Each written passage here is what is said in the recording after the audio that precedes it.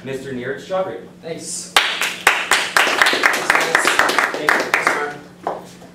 Thank you. Appreciate you guys coming out. I know this is kind of a boring topic, but I care about it passionately, and I think most people should care about it passionately, because this is a very unique period in world economic history. It's a unique period in U.S. economic history because we're really just at the precipice of a major change. And I think that, especially for young people, I mean, you guys are graduating from college right now, or are you guys all seniors? What ages are you? Or what? Senior? Junior. Junior? Sophomore. Sophomore, okay. So, you know, whether you're a senior or whether you're an underclassman, I think that, you know, this whole question about what is going to happen in the U.S. economy is very, very important. I mean, since the end of World War II, the United States has been effectively the world's dominant economy. And there's a lot of speculation that in the next 20 or 25 years that's going to change. Maybe even sooner if we have a blow-up with all of the debt that's out there. In economics classes, have you guys studied Austrian economics at all? What's your, or is it mostly Keynesian these days? What are they kind of going over in classes? What's that? We read Paul Krugman. Krugman, ah yes, my old friend. Does anyone read anything from the von Mises Institute? Does anyone assign research from the von Mises Institute or any of the other kind of Austrian economics texts? Murray Rothbard, Friedrich von Hayek, any of those guys? No. So literally, you guys are all economics and finance students, and you guys are learning basically Keynesian economics. Is that basically the idea? So when there's so far, yeah. Yeah. So when there's a recession, the government should come in and spend money and goose up the economy and get employment running. Is that basically the story that you guys are learning? Yeah. Okay. And has anyone, you know, in your classes at UCLA, does anyone talk about kind of hard money versus soft money, and what is the gold standard, and why is the gold standard important, and why is the price of gold rising right now? Does anyone kind of go into that at all? Gold just went to a new high. It made, just a few days ago, went up to about $12.40 or $12.50 an ounce. Does anyone talk about that at all? No? No one talk about gold? All right, we're going to talk about gold.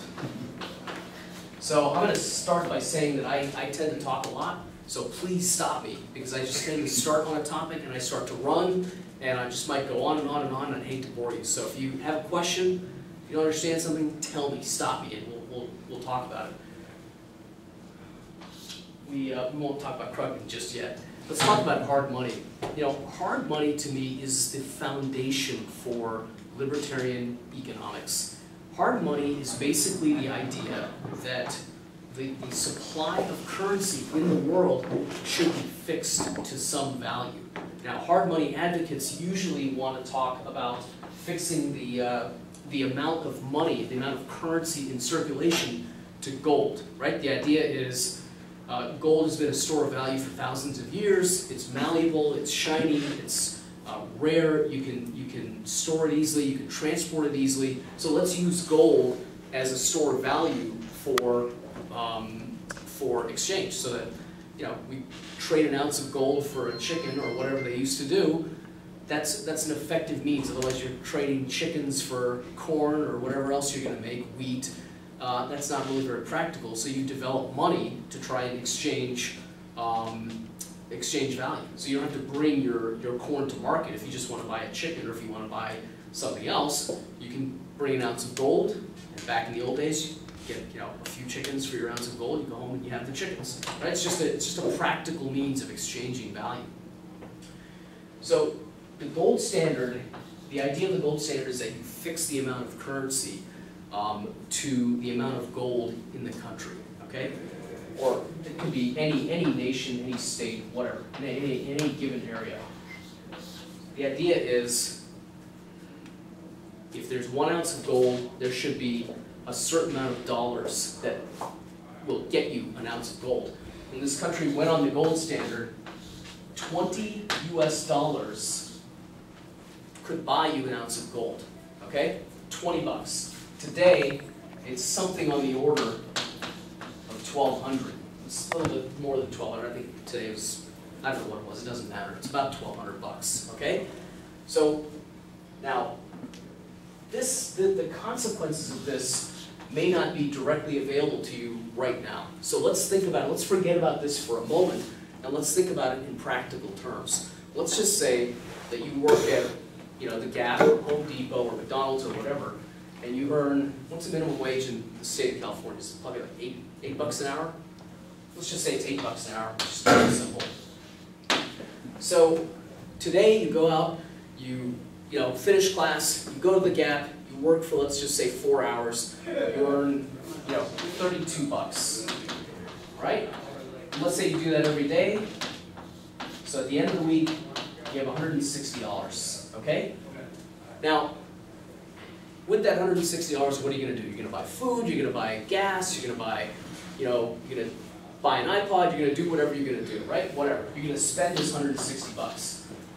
Now, under a gold standard, the amount of money in the economy is fixed. So let's just say, there are no exact numbers, but let's just say that the amount of currency is fixed at $20 per ounce of gold, okay? And it doesn't matter how many ounces of gold there are in the country, because ultimately, every 20 pieces of paper that you have, you could go exchange for an ounce of gold, okay?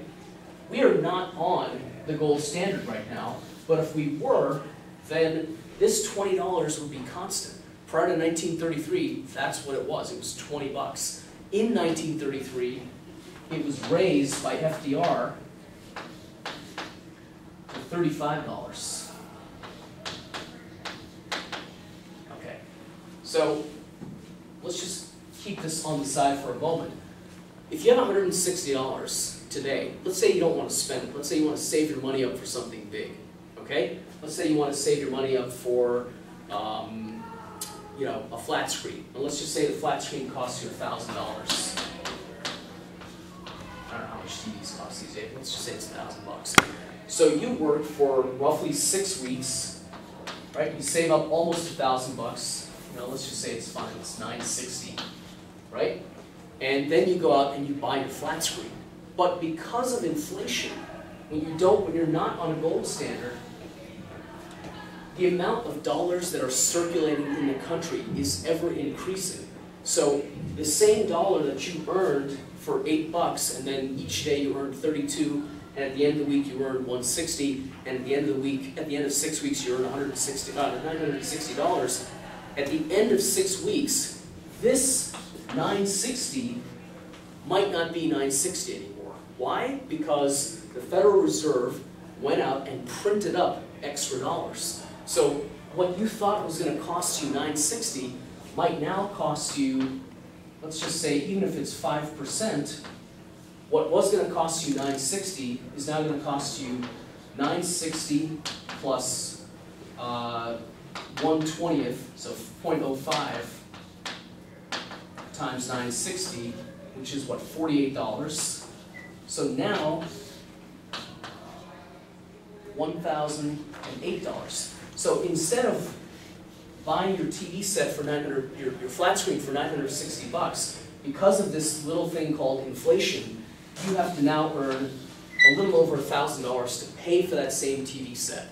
Well, where does inflation come from? Inflation comes from the excess printing of money that's chasing the same amount of goods.